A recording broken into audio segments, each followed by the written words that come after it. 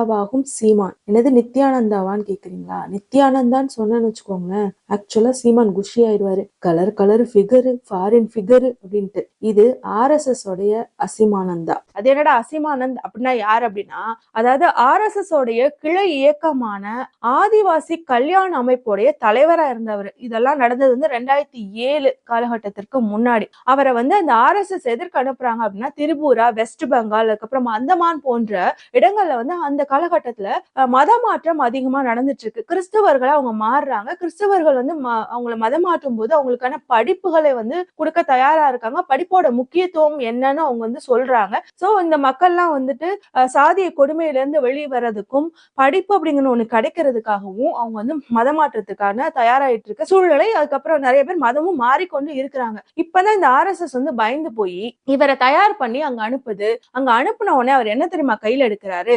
ஆடு மாடு பராமரிப்பு, அதோடைய முக்கியத்துவம். இன்னைக்கு சீமான் எதை கையில எடுத்திருக்கிறாரோ ஆர்எஸ்எஸ் சொல்லி, அதை தான்